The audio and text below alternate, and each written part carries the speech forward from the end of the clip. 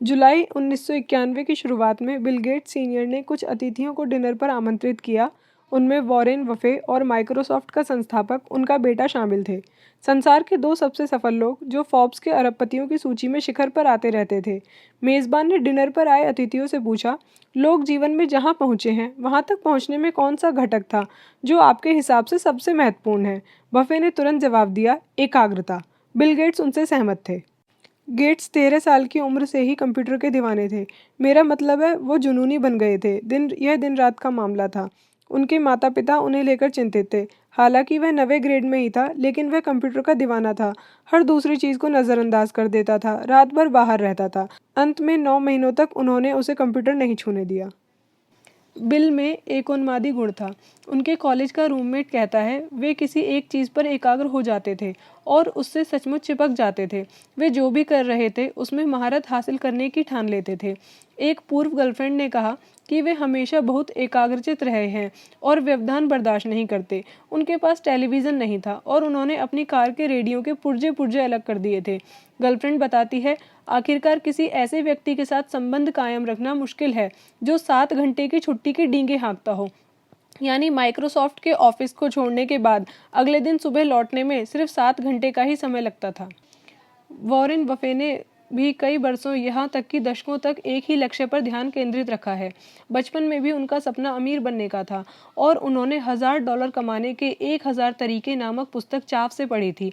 Buffet की इस प्रिय पुस्तक के पहले पन्ने पर पाठक को बताया जाता है, अवसर दस्तक देता है।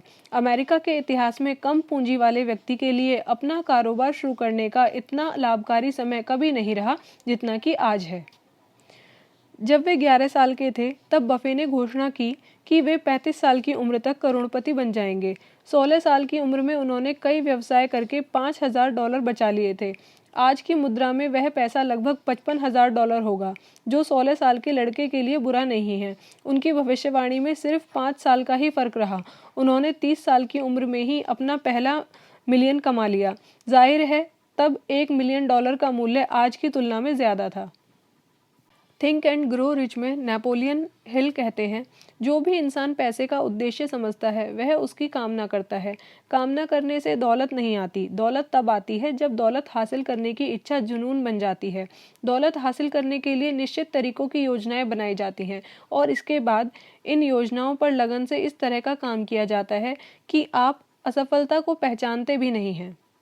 इसका मतलब अपने लक्ष्य को हासिल करने के लिए अनुचित या गैर कानूनी दाव पेचों का सहारा लेना नहीं है। आपने दूसरों को नुकसान पहुंचाकर या कानून तोड़कर जो भी तथाकथित सफलता हासिल की है वह सिर्फ अस्थायी क्षणिक प्रकृति की ही होगी।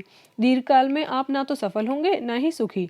दीर्घकालीन सफलता हासिल करने में मदद इस बात से मिलती है कि आप एक ही लक्ष्य पर ध्यान केंद्रित करें। कई लोग रास्ते में भटक जाते हैं। उनके बायोडेटा सच्चाई बता देते हैं। वे पहले एक चीज़ आजमाते हैं, फिर बिना कोई चीज़ पूरी किए ही वे दूसरी को आजमाने लगते हैं और जैसे ही समस्याएं खड़ी होती हैं हताश हो जाते हैं। आपको पूरी तरह से एक ही लक्ष्य पर ध्यान केंद्रित करना होता है, कई सालों तक, यहाँ तक कि दशकों तक भी।